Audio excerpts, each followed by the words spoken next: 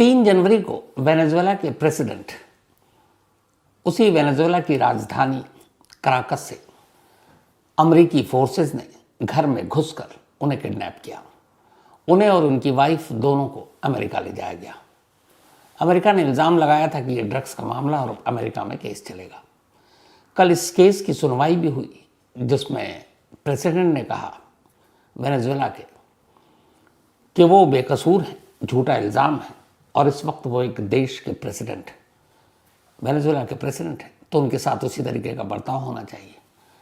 लेकिन जो अमेरिका, जो डोनाल्ड ट्रंप घर में घुसकर पूरी दादागिरी के साथ एक आज़ाद देश के चुने हुए प्रेसिडेंट को यूं अगवा करके अपने साथ ले जाए, ये उम्मीद बेकार है कि मुकदमा नहीं होगा या फिर आगे कार्रवाई नहीं होगी, सब कुछ होगा। लेकिन ये कहानी आज की मेरी वो नहीं है जो मैं आपको सुनाना चाहता हूँ, ये सुना चुका हूँ।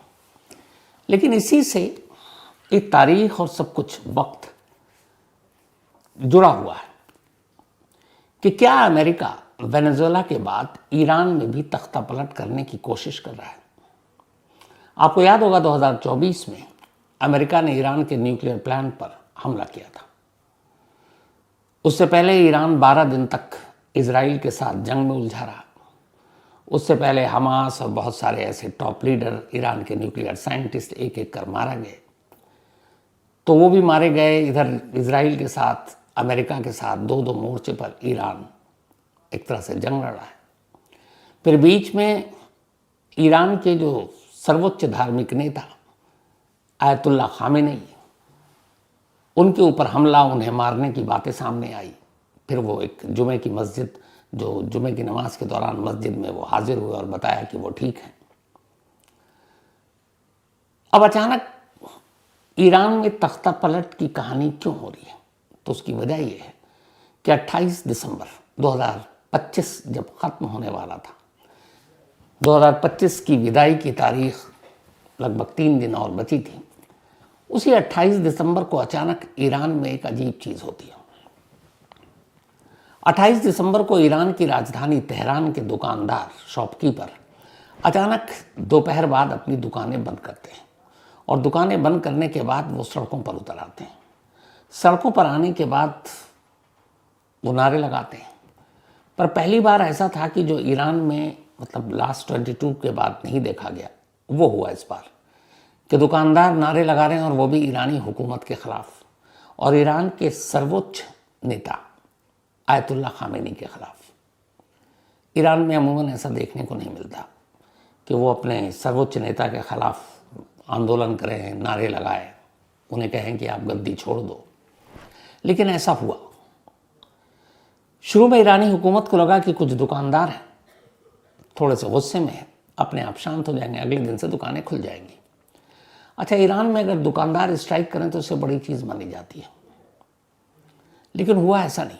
नेक्स्ट डे यानी कि 29 दिसंबर को फिर से दुकानदार अपनी दुकानें बंद कर सड़कों पर उतर आए।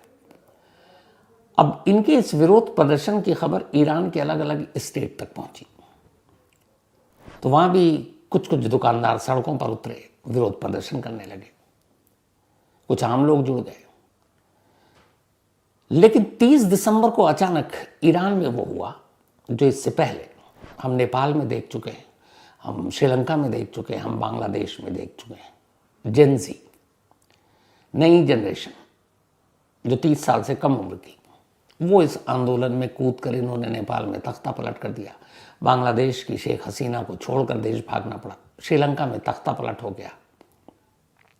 और अब अचानक ईरान में दुकानदारों से शुरू हुआ एक आंदोलन, उसमें 48 घंटे बाद ईरान की 10 यूनिवर्सिटी के हज़ारों स्टूडेंट सड़कों पर उतर आए और दुकानदारों के इस आंदोलन को सपोर्ट करना शुरू कर दिया।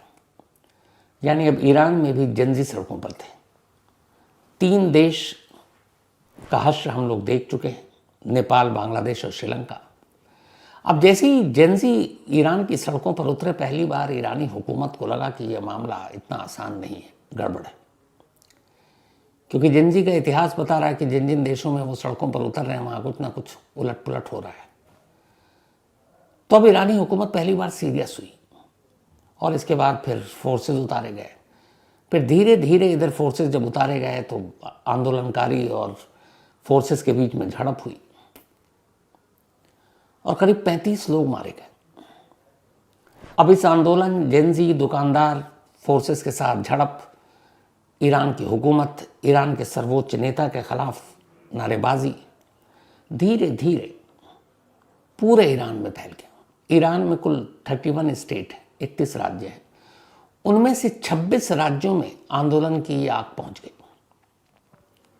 और इन 26 राज्यों के 230 के आसपास 230 छोटे बड़े कस्बे, शहर, उन सारी जगहों पर लोग सड़कों पर उतर आए और धरना प्रदर्शन शुरू।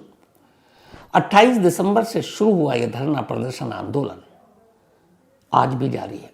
आज 6 दिसंबर है तो करीब 9-10 दिन हो चुके हैं, लेकिन ईरान में आंदोलन की आग थमने का नाम नहीं ले रही। और पहली बार 2022 के बाद ईरान के अंदर ईरान की हुकूमत भी थोड़ी डरी हुई है। अब सवाल यह कि दुकानदार से शुरू हुआ आंदोलन जेंजी तक कैसे पहुंचा और दुकानदारों ने यह आंदोलन शुरू क्यों किया? तो इसकी 2 वजह थी। पहली, ईरान में ज़बरदस्त महंगाई, मतलब आप रोज़मर्रा की चीज़ें खरीदना आम लोगों के लिए मुश्किल हो गया है। और दूसरा, ईरान की जो करेंसी है रियाल, ईरानियन करेंसी, वो ऑल टाइम लो पर पहुंच गई, मतलब बिल्कुल अपने बुरे दौर में। अभी अगर हम बात करें $1 अमेरिकी, $1 की वैल्यू इंडिया में, हालांकि हमारी करेंसी की भी हालत अभी लगातार डॉलर के मुकाबले कमज़ोर हो रही है, हम 91 रुपीज़ हैं, शायद 90 से 91 रुपये के बीच में एक अमेरिकी डॉलर, जो पहले 60, 65, 70 था, अब तेज़ी से बढ़ रहा है। तो हम 91 रुपये पे, तो हमारे भी रुपए की हालत मतलब डॉलर के मुकाबले अच्छी नहीं है। पाकिस्तान की देखें तो 286 रुपीज़ है $1 की कीमत। लेकिन ईरान में जो रियाल गिरा, जानते हैं उसकी कीमत इस वक्त क्या है, जिसकी वजह से यह आंदोलन चल रहा है? एक अमेरिकी डॉलर ईरान की करेंसी रियाल में अगर कन्वर्ट करें तो 46,000 रियाल, मतलब एक अमेरिकी डॉलर 46,000 रुपये रियाल ईरान की करेंसी की वैल्यू है। कहाँ $1 और कहाँ 46,000 रियाल? इसका मतलब है कि पूरा ग्रेव है। अब डॉलर के मुकाबले रियाल के गिरने का मतलब ये हुआ कि ईरान जो भी बाहर चीज़ों से, बाहर के देशों से इंपोर्ट करता, ख़रीदता है, चाहे वो खाने पीने की चीज़ें हों, दवा हों, इलेक्ट्रॉनिक चीज़ें हों, वो सब आसमान छूने लगा था। क्योंकि $1 46,000 ईरानी रियाल के बराबर जब हो गया, तो अब जब बाहर से आप मंगा रहे हैं, चीज़ें इंपोर्ट कर रहे हैं, तो फिर उनकी कीमतें भी 100-200 गुना बढ़ गई। अब ईरान के लोगों के लिए रोज़मर्रा की चीज़ें ख़रीदना मुश्किल हो गया। एक ब्रेड की कीमत भी अब ईरान में आप ये मान लीजिए कि 30-40 हज़ार रुपये हो गए, वहाँ के मतलब रियाल के हिसाब से। तो आम आदमी क्या खाएगा? पानी की किल्लत वैसे ही है। तो दुकानदारों को लगा कि जब करेंसी के रेट ईरान की ऐसी गिरी, तो लगा कि वो क्या कमाएंगे, क्या खाएंगे, और आम लोगों ने ख़रीदारी बंद कर दी। जो बहुत ज़रूरी की चीज़ होती वही खरीदते। इससे गुस्सा आया और फिर धीरे धीरे ईरान अब एक बगावत कहें आप कि उसमें शुरू हो चुका है। और निशाने पर ईरान की सरकार, वहाँ के प्रेसिडेंट और ईरान के सर्वोच्च धार्मिक नेता आयतुल्लाह खामेनी है। अब ये धरना प्रदर्शन चल रहा है। ईरान की माली हालत ख़राब है, इकोनॉमी एकदम बुरी तरह से डूबी हुई है, रोज़मर्रा की चीज़ें लोग ख़रीद नहीं पा रहे हैं क्योंकि आसमान छू रहा है दाम। तो ये हुआ क्यों? और ये अचानक 28 दिसंबर से आंदोलन शुरू क्यों हुआ? तो जो शुरुआत में मैंने आपसे कहा कि वेनेजुएला के प्रेसिडेंट को वहीं घुसकर अमेरिका ने किडनैप किया और अमेरिका ले गया। अमेरिका बरसों से कोशिश कर रहा है कि दुनिया के वो तमाम देश जहां पर तेल का खजाना है, ब्लैक गोल्ड, उस पर उसका कब्जा। इराक में आप देख चुके हैं कि सद्दाम हुसैन को कैसे तख्ता पलट किया गया, फिर फांसी दी गई। अमेरिका ने इल्ज़ाम लगाया था कि इराक के पास केमिकल वेपन्स, जो आज तक नहीं मिला। असल में अमेरिका चाहता था कि इराक और सद्दाम हुसैन अपने तेल का पूरा कंट्रोल अमेरिका को दे दें और अमेरिका ही कच्चा तेल निकाले, उसे रिफाइन करे और दुनिया के बाज़ार में बेचे तो इससे अच्छा खासा मुनाफा होगा। पर सद्दाम हुसैन अड़े रहे और उन्होंने अमेरिका की बात नहीं मानी। नतीजा ये कि सद्दाम हुसैन की कुर्सी भी गई, जान भी गई और अब उसी इराक में अमेरिका का कब्जा है, पूरे तेल पर कब्जा है। ईरान भी टॉप 5 कंट्री में आता है जिसके पास तेल का खजाना है। सऊदी अरब है, कुवैत है, ईरान है, इराक है, वेनेजुएला है। तो ईरान पर पहले से ही नजर है, इसीलिए ईरान को परमाणु बम के नाम पर जब तब अमेरिका धमकाता रहता है। अब वेनेजुएला पे जो कब्जा हुआ, इस पूरी दुनिया में मैंने पिछली कहानी में आपको बताया था कि सबसे ज़्यादा तेल का जो भंडार है वो वेनेजुएला के पास है। नंबर 1 पर है वेनेजुएला, नंबर 2 पर सऊदी अरब है। तो वेनेजुएला जिसके पास सबसे ज़्यादा तेल का भंडार है, उस पर तो अब वहाँ की हुकूमत तख्ता पलट हो गया। अब अमेरिका की कठपुतली सरकार वेनेजुएला में होगी, वहाँ के तेल के भंडार पर अमेरिका का कब्जा होगा। वो उसे निकालेगा, वो उसे रिफाइन करेगा और वो दुनिया के बाज़ार में बेचेगा। और ट्रम्प ने ये कह रखा है कि बहुत खर्चा हो गया है ये सारे ऑपरेशन में, तो अब हम कमाएंगे। और वेनेजुएला के लोग, एक आज़ाद देश, अब वहाँ पर अमेरिका अपनी दादागिरी करके सारा तेल निकालेगा और इंटरनेशनल मार्केट में बेचेगा।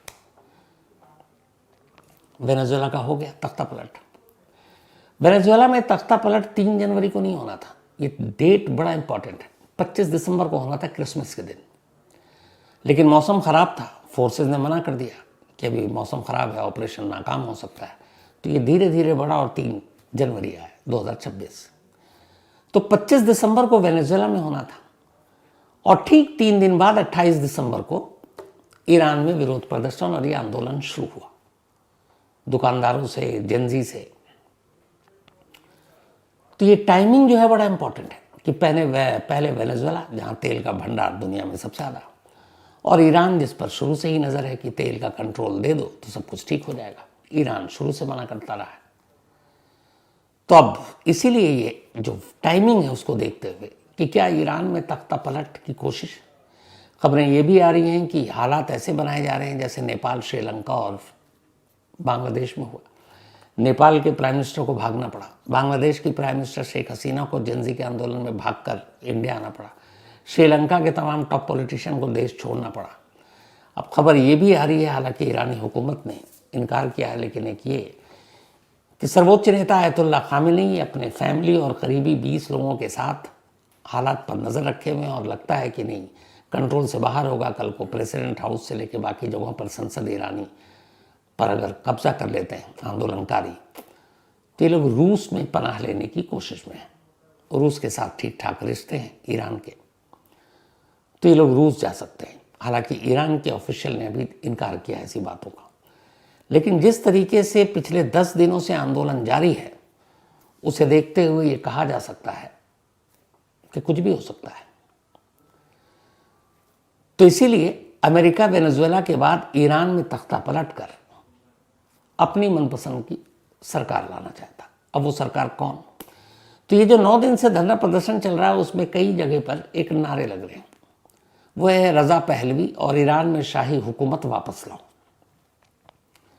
1979 तक ईरान में शाही हुकूमत थी, राजशाही थी और पहलवी ख़ानदान की हुकूमत हुआ करती थी। लेकिन 1979 में इस्लामिक क्रांति आई, जिसमें आयतुल्ला खुमैनी, जो पहले वो थे धार्मिक नेता खुमैनी, इस क्रांति के कामयाब होने के बाद राजशाही परिवार, पहलवी ख़ानदान के सारे लोगों को ईरान छोड़कर भागना पड़ा और फिर ईरान में इस्लामिक हुकूमत कायम हुई, जिसमें आयतुल्ला खुमैनी पहले वहाँ के सर्वोच्च नेता बने। और वहाँ के सर्वोच्च नेता का मतलब है पूरा ईरान का कंट्रोल उनके हाथ में। सरकार होती है, प्रेसिडेंट भी होता है, सब कुछ होता है, लेकिन असली पावर उनके पास होता है। तो वो सिलसिला चला आ रहा। बाद में फिर उनकी जगह पर आयतुल्ला खामेनी बने ईरान के सर्वोच्च नेता, जो अभी भी हैं और पिछले करीब 20-30 सालों से हैं। तो जब ये आंदोलन शुरू हुआ तो अचानक ईरान में बहुत सारी जगहों पर आवाज़ें उठने लगी कि राजशाही परिवार को वापस लाया जाए और फिर से शाही हुकूमत कायम किया जाए। मतलब दुनिया में शायद ये इक्का दुक्का देश होगा जो डेमोक्रेसी और बाकी चीज़ों को छोड़कर पुराने वाली राजशाही, जो अब दुनिया में बहुत कम है, वापस लाना चाहता है। कहते हैं इसके पीछे भी अमेरिका है। वजह यह है कि पहलवी ख़ानदान के जो लोग थे वो सब छोड़कर भागे और अमेरिका में बस गए, और उन्हीं में से एक जो आखिरी राजा के बेटे रज़ा पहलवी इस वक्त अमेरिका में शरण लिए हुए हैं। और रज़ा पहलवी की नज़र है कि ईरान में तख्ता पलटे और वो आकर फिर से अपनी राजशाही शुरू करे।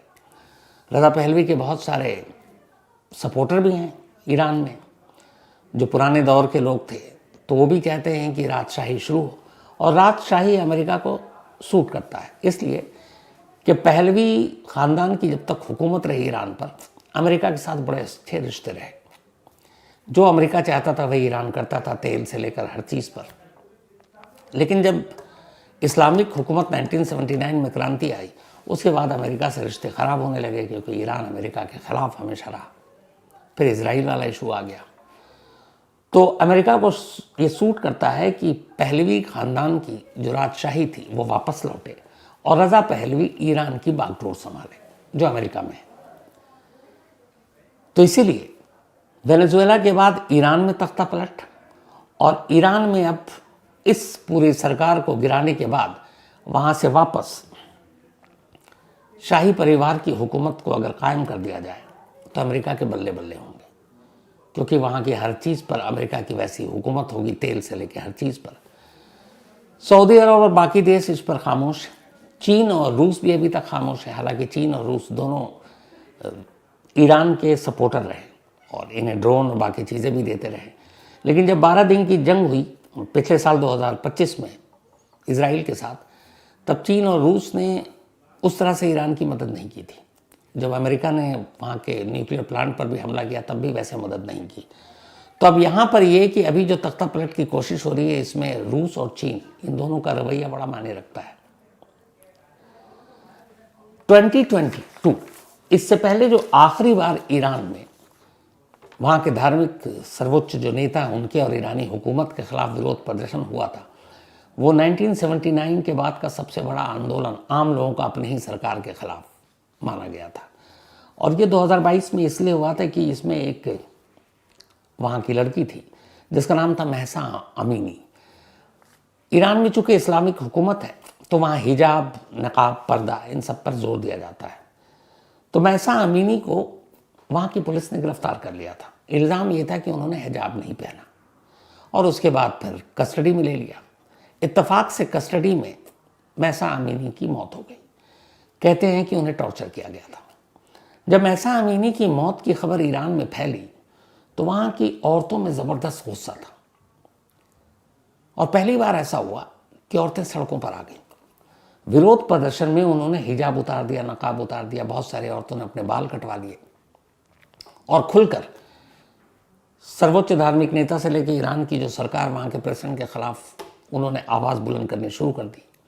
और उसकी वजह से उस आंदोलन को दबाने के लिए उस वक्त कहते हैं कि कम से कम 400-500 लोगों की जान गई थी। बाद में खैर उस आंदोलन को ईरान की हुकूमत ने कुचल दिया, दबा दिया, और फिर सब कुछ नॉर्मल हो गया। 2022 में ही हुआ था। 2022 के बाद अब 2025 के आखिर में ये पहली बार दूसरा आंदोलन है जिसमें ईरान की हुकूमत और वो सर्वोच्च नेता जिनके अभी 2025 तक, मतलब जब जंग चल रही थी इजराइल से या फिर अमेरिका हमला कर रहा था, सब एकजुट थे और उसने एकजुट कर दिया था।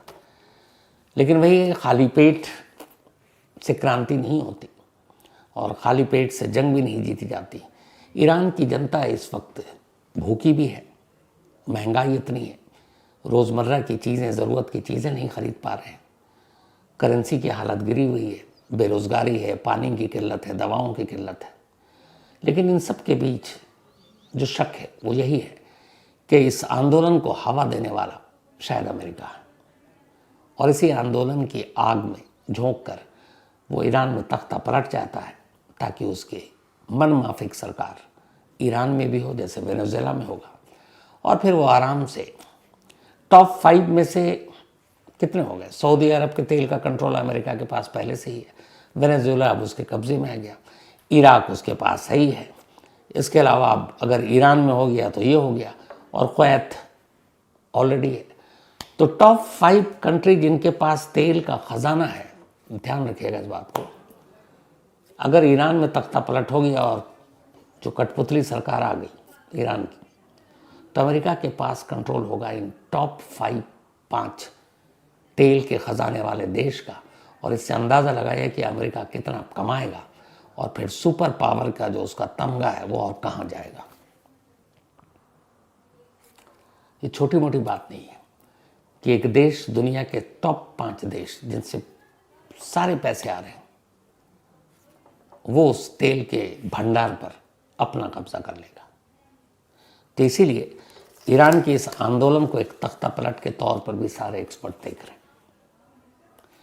तो ये थी आज की कहानी। उम्मीद है पूरी फैमिली हमारी अच्छी होगी, नए साल में खुश होगी। तो अब आपसे मुलाकात होगी कल रात किसी नई कहानी के साथ। तब तक अपना और अपनों का ख्याल रखिएगा। Thank you very much.